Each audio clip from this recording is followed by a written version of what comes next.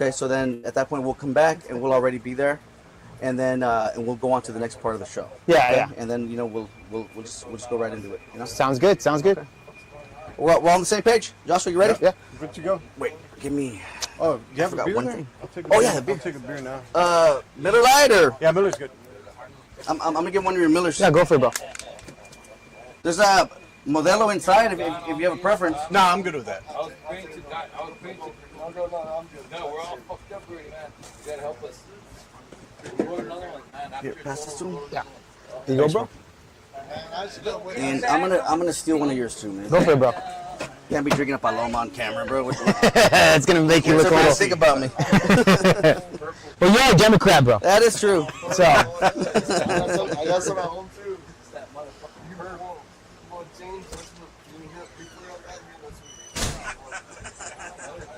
We already started. So exciting. is it already live? Yeah. Yeah. Oh shit. Yeah, he's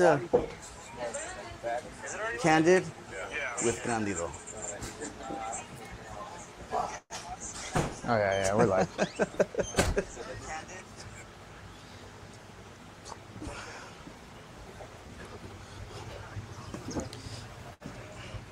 How we doing over there, Candyman? We're good? You're on. We're on? You're on. Okay.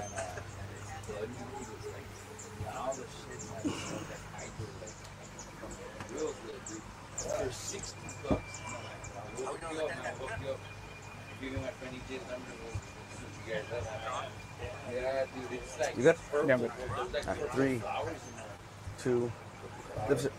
Before you do that, go full screen. All right, and keep in mind, I talk, I'm on 1, he talks, he's on 2, and just go back and forth with the cameras, depending on who's talking, okay? All right, I think we're good. We're good right there. That's a good price, dude. So you All can, right, 3, 2, 1. Hey, what's happening, everybody? Welcome to the Rc3 Podcast. It is Saturday night, and we got a hell of a show for you guys today. In studio, we got Joshua Morales. What's up? How you doing, brother? Here, let me crack this on camera here. Ready? Hold on. Ready? There you go. Cheers. Hey, thanks for coming by, brother. We got our guest producer, Mr. Candido Guerra. How you doing, Pretty good. Candyman? Awesome, How you feeling? Excited to be here. You feel excited to Yeah, be here? absolutely, yeah. That's good. Awesome, brother. And so, it's been quite a week, man. There's a lot of things that's been happening nationally, locally. Nationally, as you guys know, the big beautiful bill just passed, and that's going to be a major source of discussion with our second guest, Mr. Jake Varr, up and coming, rising superstar in the MAGA podcast world. You can find him on YouTube, and that's gonna promise to be a hell of a conversation. That's in our second hour. But first, Candido, this week, you and I have our opinions about things that are going on, right? Uh-huh. So, for example, the big beautiful bill, the ICE immigration raids, just the way our national conversation seems to be going. I'm going to get your opinion before we get started on our first interview.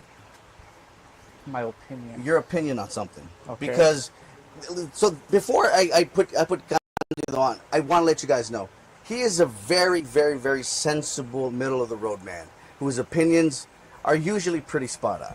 And I know that's a lot of pressure, but it is what it is.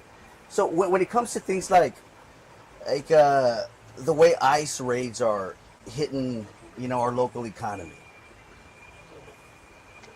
what do you think about stuff like that? Especially knowing that the big beautiful bill just passed, that is gonna add another $500 billion to ICE. $500 billion to ICE. So what's your question? What do I think about it? Like, what do you? Yeah, because I know you have an opinion on it. I have an opinion. Well, my opinion derives from my views, and my views are. I hate to say it because, like we spoke earlier, I'd rather do it than say it. Right? I'm a Christian, right? And You're a Christian man. I don't. Yes, I believe in Christ. Absolutely, 100%. Okay, all right. But it's and every time you say that, like people, either like you or don't, or they have an opinion about you. But it shouldn't matter. Oh, right? it shouldn't, right? But I'm on here, right? So I feel like I have to say that. No, I do. I'm being serious. Yeah. So, what do I think about that? I mean, Jesus, bro.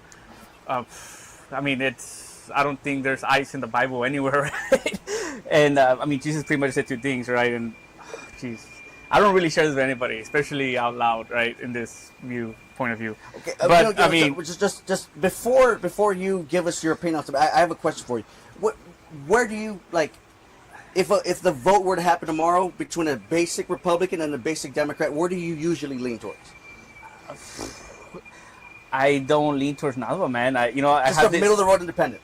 Yeah, absolutely. And love my neighbor, man. And my neighbor, doesn't matter if they're from this country or not, right? That's pretty much how I look at it. That's your mission as a Christian. Love your neighbor, right? That's Mark 12:30-31, right? Love God and then love your neighbor, right?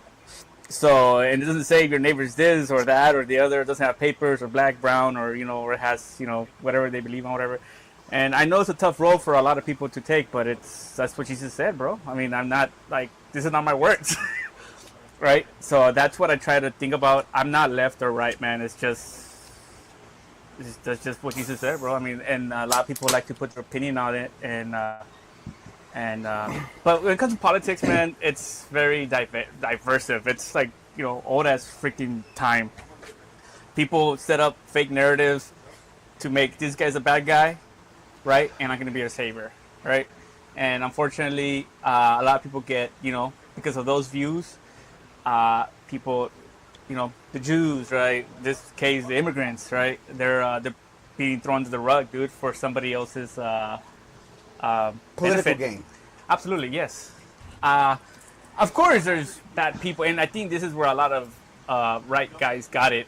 They went with the view where, like, okay, deport the people who are here illegally doing bad stuff. I think a lot of people are okay with that, but that's not to the extent that I know. I don't know. I'm not like an ICE person or all these people. I would assume that maybe some are, maybe some aren't. I just don't have that, and it's kind of hard to get your own opinion because you go with right news, Trump is the best. You go left, Trump is the worst. So it's kind of hard, man. But one thing I do see in the community in general is fear. Like, people are fearful. People who don't have papers are fearful of going out to work. Good people are fearful. That's a fact, regardless of what you hear in the right or left news. That's happening right now in our community. People are fearful. Good people are fearful. And that's where I question what's going on right now. Absolutely. So that's my opinion. Okay. And and the reason why I wanted to bring him on and to share his opinion on this is because our opinions, my opinion, or my guest later opinion, we're going to diverge on this. And I wanted to give everybody, before we started, a sensible, middle of the road opinion on the issue, especially of immigration, because we are a borderland podcast. Okay, we are going to talk about things that specifically affect us here on the borderline. And that's important to remember because this is our livelihoods. And this is something that we all need to keep into consideration. So with that being said, I'd like to welcome my first guest, is award-winning documentarian Joshua Morales. What's up, guys? Hi. And I'm about to join him now.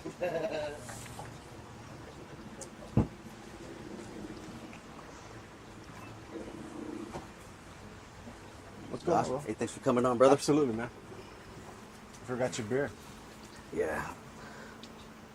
So, you've been very busy as of late. Yes. I saw you two nights ago. You hosted a what you call it, a Private screening. private screen for your new documentary, which I just heard got was it nominated by It actually won Best Feature Film at the it escapes me. New Jersey Film Awards. New York. New Jersey. Okay. And it just got nominated as an official selection for the New York Film Awards, which was yesterday or something like that. Okay. So it's starting to go through the process of the film festivals, which is important because when it goes to the film festivals, it gives it that credibility.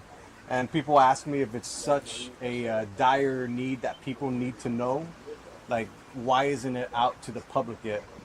I don't want it to be out to the public yet because I'm from the Valley. I know Valley people, and I know as soon as you give them something, they'll take it for granted, one way or the other, or they'll just like pass it off and say, "Yes, this is another video on YouTube." So I specifically put it into film festivals. That way I can campaign this until December.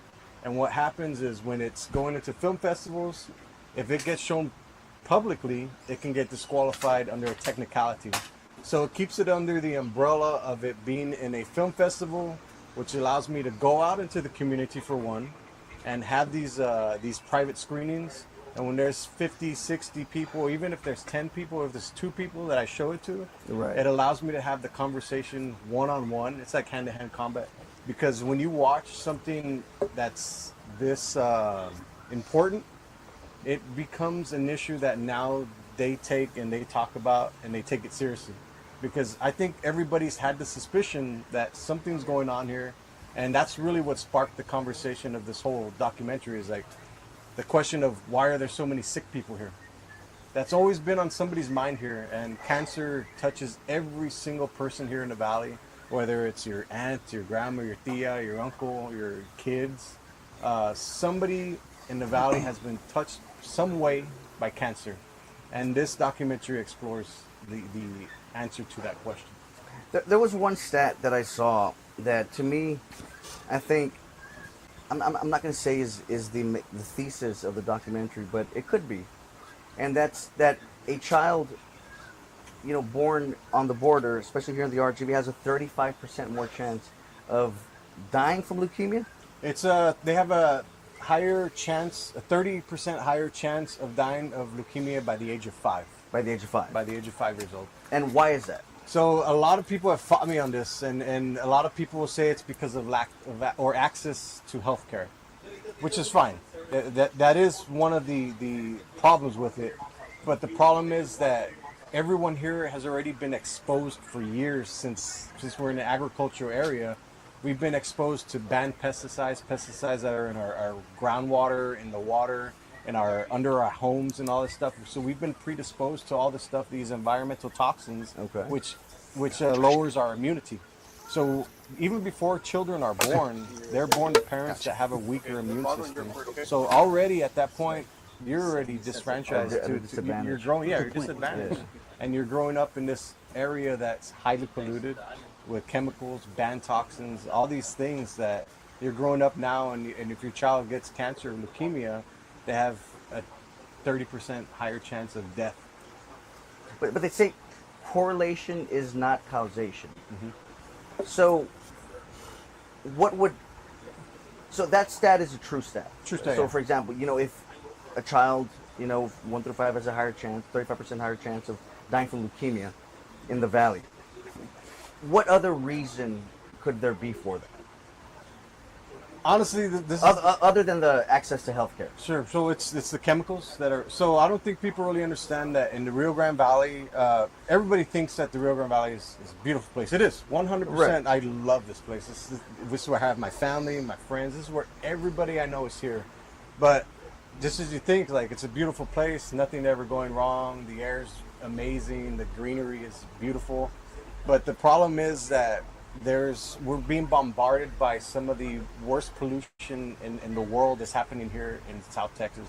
And the reason why is because the Arroyo Colorado, which spans from Mission all the way out to Laguna Madre, it's a 90-mile stretch of what's a water system. Okay. And the only way it's kept alive is by city municipalities' wastewater. So that means your poop, pee, all that stuff goes into the Arroyo Colorado, which has been cut off in Mission, and it only flows because of all the stuff that people are dumping in there.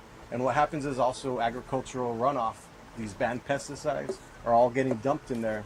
I read a report the other day, and let me preface this by saying I'm not a doctor, not a scientist, I'm not a toxologist, I'm not a chemical engineer. These are facts that I'm taking from government documents, from theses done by UTRGV, from Baylor, from the students. experts. Yeah, from experts. Yeah. So I'm putting them in a way that people can understand them. But the Arroyo Colorado is highly polluted. It's with chemicals and toxins that have been banned. There's 2 million gallons of untreated wastewater that get dumped in there every single day. This has not been disproven. In March 27th, Harlingen dumped 633,000 pounds of partially treated wastewater into the waters as a result of the March 27th floods. And it just happens over and over and over again. That's one, the Arroyo Colorado. Another contaminated river system is the Rio Grande Valley River. I mean, the Rio Grande River. That's also highly polluted, where a lot of cities get their water, drinking water from. Another one is, you're talking about tap water. Tap water from every municipality in the Rio Grande Valley has toxins in it, has chemicals in it that should not be in there. Also, the ones that they treat it with to disinfect it is also known to cause problems with cancer, respiratory disease. All these things are happening with the tap water. Then in Cameron County, in 2023, they released 32,000 pounds of carcinogens into the air. This is another stat that nobody even talks about. Then you also have SpaceX. I'm going to interrupt you. Sure. So when you say Cameron County released 23,000 pounds? 33,000. 33,000 pounds of carcinogens? In the air. What does that look like? Like, who is? So these are from industries. Probably, I don't know, they're from manufacturers, companies that are allowed to dump these things into the air. I haven't gone that deep into research, but this is from realhealth.org. So I can't pinpoint, like, this is who it is, or this is who it is. Right, this is the culprit. Yeah, this is the culprit. I don't know. So whoever wants to dive into that, go for it. But I'm just laying the facts out. So that's another one, air pollution. You have water pollution. You have these two water systems that are also highly polluted. You got SpaceX that just joined the club. They launching rockets into the air. They now claim their city, Starbase, so now they can launch at will. Now you're getting 2 more LNG plants that are coming down the street to South Padre Island. The water that Mexico owes us from the 1944 treaty, which they owe us 1.7 million acre feet. That's how they say it. Acre feet of water. They owe us. They've been owing this water to us for years. Apparently, from Monica de la Cruz, she said that they already repaid 700,000 acre water, whatever it's called, to us already, which are coming from 6 highly polluted river sources in Mexico. So we're being bombarded. So we're importing more pollutants. More pollutants. Yeah. And also, you think about how you look at a map. We're the Rio Grande Valley, so all the water systems, they come down, and we get the last of it. So, I mean, we're in an area that's highly polluted with toxins in the water, air, and it's in our bodies. I mean, I guess to the average person, that sounds insane, right? You know, like how something like that could be happening, has been happening, and I mean, how far back do you 1990s.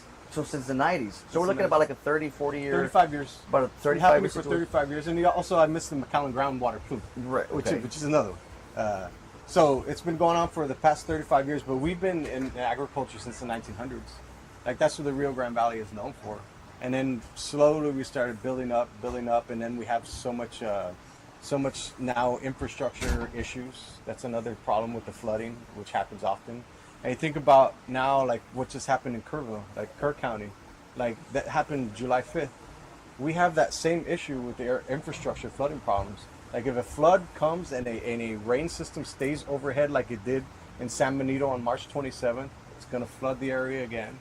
And you think about how many people were displaced or how many people's homes got flooded, it's going to happen again and again and again. And the problem with that is when the flooding happens, it inundates the Arroyo Colorado and the Rio Grande River systems, where it pushes those pollutants and those chemicals into homes across the Rio Grande Valley. And when these homes, they finally clean them up, they sanitize them. Well, they don't really sanitize it because it goes into the sheetrock.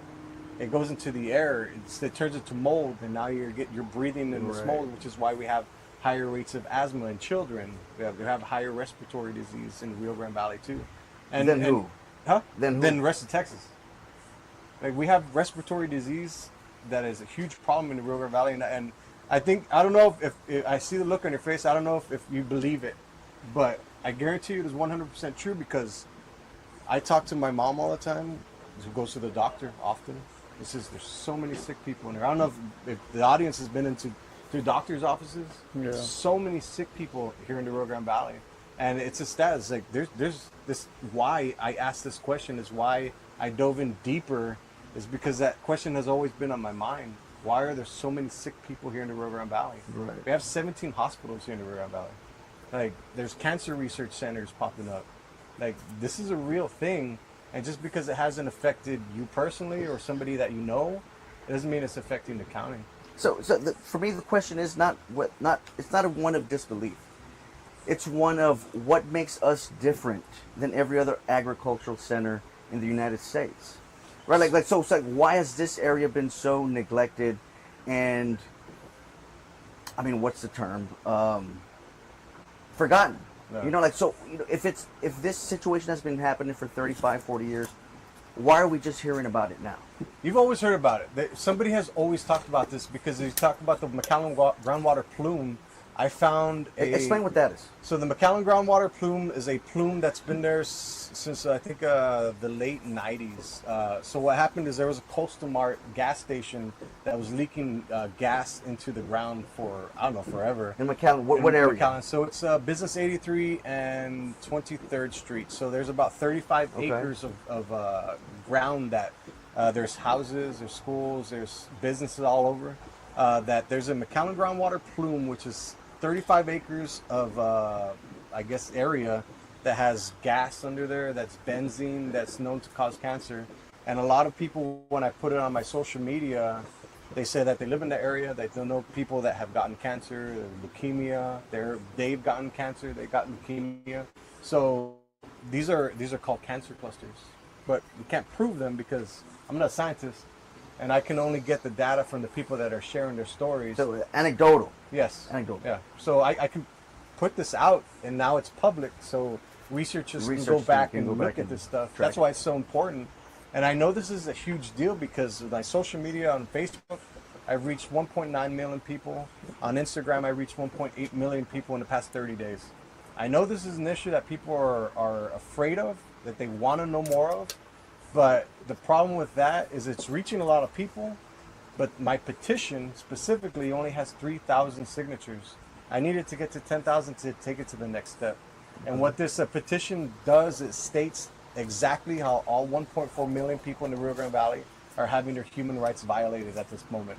So if you think about the way the United States, the United Nations has certain criteria on how it shows that your human rights are being violated, the Rio Grande Valley hits all of them, which is access to clean water, access to adequate housing, access to healthcare. There's 5 of them that the Rio Grande Valley hits every single one of those things. And that's by the UN? By the United Nations, yeah. So it's very clear that our rights are being violated, and people always push back on me as like, it's not a human rights violation. Trust me, I'm not that dude like to say, hey, your human rights are being violated. I'm not that guy. Like, I laugh at stupid memes on Twitter and X. Yeah. So I'm not that dude to say, hey, but the problem is, it's no longer about money, because these companies have money to give people that have gotten cancer. And what are you going to do with like $100,000 like that gets spread out to everybody? It's no longer a money issue. It has to be something bigger, and it has to be a human rights issue. That way it affects everybody, and everybody can get behind it, because at that point, it's a real thing.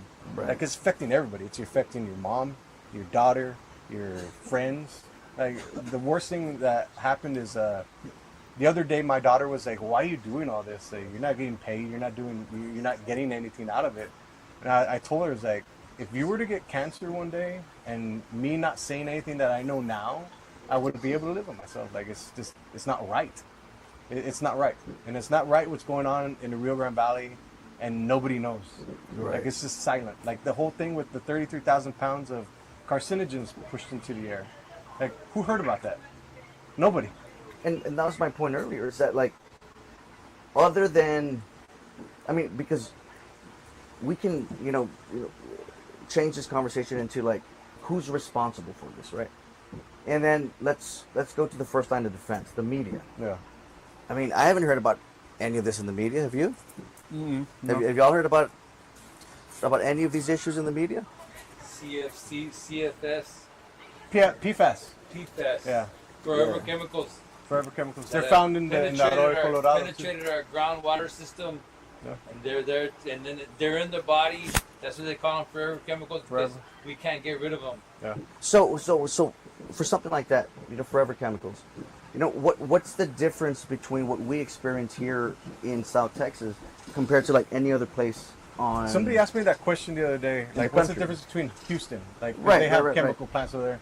Well, So Thomas, I guess what they're trying to get at is like, if there is a difference, then why are we on the receiving end of that? Like, is it on purpose? yeah. Is it just because we're brown? Is it because it's easy to just dump this shit on us? Yeah. Because we don't speak up for ourselves. Our media isn't well resourced. Like I said, this is the first time I'm hearing about this Yeah. since you started. And all credit to you. The way I see it, honestly, is if half of this stuff is true, it's good that we know it, Yeah. right? Well, that's the problem. It's like if this is the huge problem, because this is the same conversation I have all the time. If I stop posting tomorrow, nobody's gonna talk about it. Right. And that's why I'm so adamant about pushing stuff every single day, because I have the audience right now and people are interested. So I have to do something about it because they're interested. And if I figure if I become selfish and fuck that, I'm not going to talk about this anymore. Like, I got other shit to do. I know for a fact that's going to get buried for another 10 years. So I am very upfront in saying I have this mission, I guess, to be able to take this on, because right now I have the audience. And as soon as that starts to trickle down, then I'll probably start changing the thing. But it's important. This is an important topic. And going back to your question, who's responsible for it? We kind of all are, because we allowed it to happen right under our noses. We allowed these companies to come in like SpaceX. They're here now. Like, don't get me wrong, I'm all for space exploration. I love that shit. But slowly and surely, every time we let a big company come in, they take a little piece of the Rio Grande Valley with them, and then they cut it off, and we no longer have access to it.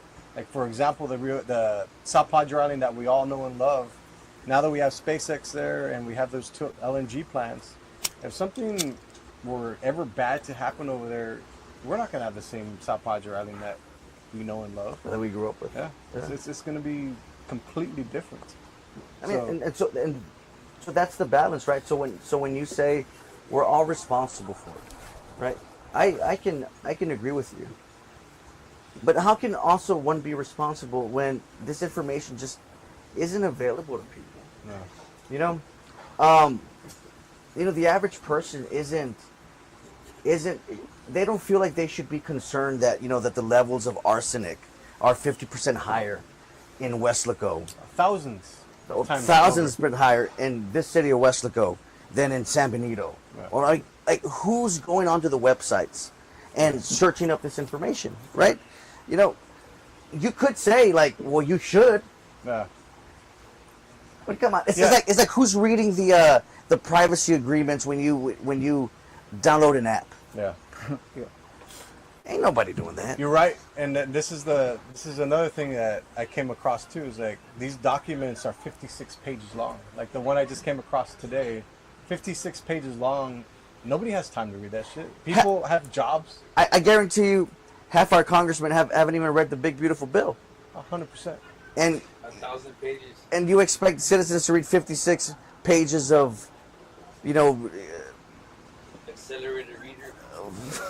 Points. You gotta go to a Pizza Hut and get some points. I mean, only then maybe, right? Yeah. But Yeah, I mean, those wings. right? But no, you're right. You're right. It is our responsibility. It is every congressman's responsibility to read the bills. What is it, human nature? That we just don't do it? No, I think that the problem is, and this is what I had thoughts on, and I thought about this a lot, because when I was going through this information, it's a lot of information. Like, it's a lot of stuff that you just read, and I'm using AI to comb through a lot of it.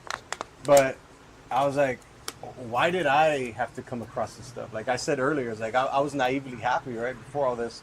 Why did I have to be tasked with this? Like I got other shit to do. I have a job, right? But also at the same time, I found out that it's a blessing because I do have the time to look through this stuff. I had to switch that thought in my mind because it is a blessing to be able to sit there, look through this information, disseminate it, find out what it means, and then present it to the Rio Grande Valley in a way that I understand it, which is in bullet points in plain English, and that way they can take this and run with it as well. Because I don't care if anybody steals this content that I'm pushing out, Right. Because it's for everybody. Like I don't need the credit. The more stolen, the better. Yeah, take it, please. Right, Like these things that I come up with, these things that I put out, take it for yourselves. Like I don't care if you copy it completely word for word. Like take it because this information needs to be shared and people need to be educated and informed. And I think a lot of people think that when you start saying that the Rio Grande Valley needs to be educated or informed, it's like the Rio Grande Valley is like very prideful. You're like, no, fuck that. Like I'm not gonna be educated. Very prideful and very quiet. Yeah. Like, you know, they not very like we're not known for standing our ground. Yeah. You know, which leads me to my my next and final question. You know, this documentary that you were shooting, you know, Before We Drown. Yes. That name, Before We Drown. I want to tell you what it communicates to me. Right? Is that before we can even concentrate on or before we can even talk about the flooding and the issues with flooding here in the valley, is there's already this issue, this pressing issue, that undergirds the entire narrative of just valley health. Yeah. Right? Flooding is bad enough, but if we're flooding and the floods are going to carry, these forever chemicals that are in our agricultural fields, whatever's being passed on in the air, and being passed into our foods, right? It's just it sounds like we're fucked. Yeah. You know what I mean? It sounds like knowledge is power, of course, but then what? Yeah. How do you fix it other than getting the fuck out of here? Well, that's the thing is you don't want to leave the valley Right, because yeah. it's what you know. Like it's the Rio Grande Valley. It's where you grew up. The fastest way to fix it was with a filtration system. You need a filtration system. And like I said, let me preface this again. I'm not a doctor. I'm not a scientist. I'm not a toxologist. I'm not a chemical engineer. The fastest way you can fix the problem we have right now immediately is with reverse osmosis water filter. So that's the way you can get a lot of the chemicals out of the tap water that we use for everything, for brushing your teeth, for taking a bath, for cooking, all this stuff, for drinking water, and be very diligent with your health, because the problem is we're all already exposed to some. We all have the way Jim White, which is a scientist that studied the Arroyo Colorado. The way he explained it to me is that we're all already have something in our bodies that when our immune system gets weak or we get too old, that chemical is going to get released into our body that can become cancerous. So you stay diligent with your health. You eat as clean as you can. Try to get as much clean water as you can. Stay hydrated. I don't think people really understand how many people are dehydrated every single day. Like it's just one of those things, but stay diligent with your health. And I think the long-term goal, I'm supposed to have Charlene Torres, which is a chemical engineer that works for the Army. I'm supposed to have her on my podcast, and she's going to explain how we remediate this process to fix the Arroyo Colorado specifically. But she said that it won't be fixed for another 15 to 20 years. It's a long process. It's a long process, and it will cost about $1 billion, which I had the thought of get Elon Musk to pay for that. Like he's there. He's going to be launching rockets. He's making billions of dollars a month probably. Give us $1 billion. Fix the Arroyo Colorado for us. So go to Mars. It's your duty to work out of the Rio Grande Valley to fix this one problem, and then fix it, and then we can now worry about the next problem or the next problem. But I think if he's operating out of the Rio Grande Valley, There's a he has a responsibility. responsibility to at least care for the people here. I mean, there's 1.4 million people. The valley's a really special place, and it spans. It's so big. So you think about how your human rights are being violated. I mean, I think $1 billion for him, giving it to the Rio Grande Valley as, hey, I'm gonna do business in your city, your area. Here's $1 billion. Let me fix this up for you, and then move on to the next thing. You know, this, before we move on to the next segment, I have one last question for you. Something that just popped in. In the course of shooting this last documentary, Before We Drown, have you had any kind of resistance? Sure. Have you between government agencies, local government officials, like what's the biggest pushback that you've seen? I think a lot of them, like when I go to these flooding events specifically, like the city officials, they kind of like scoff at me because like, well, who's this guy? He's not credible. I think one specific time I had spoke and I threw like the bomb in the middle of the whole area, and that's like, why are there so many sick people in the Rio Grande Valley? And everybody's like, yeah, I'm like, why are there so many sick people? And at the end, I don't know, he works for a water company.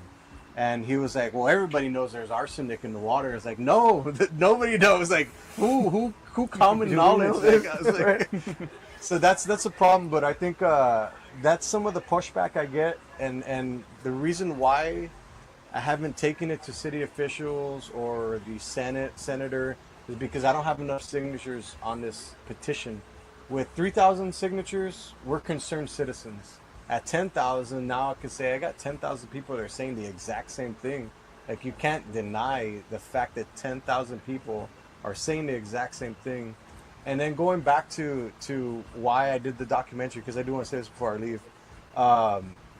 The reason why I started the documentary is because of the flooding specifically.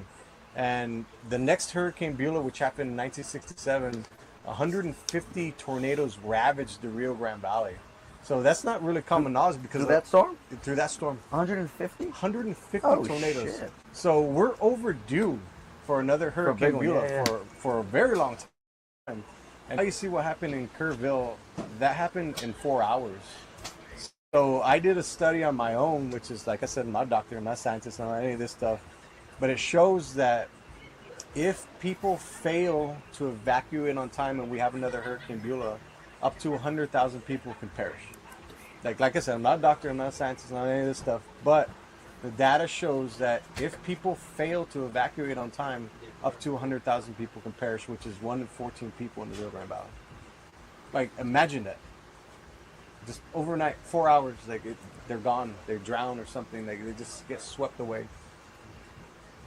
Yeah. So that's why I'm on a campaign to tell everybody, like, what do you do during the flood? How do you prepare for a flood? Because that's not common knowledge either. Right. There's 82,000 homes and 300 facilities that lie directly within the RGV floodplain.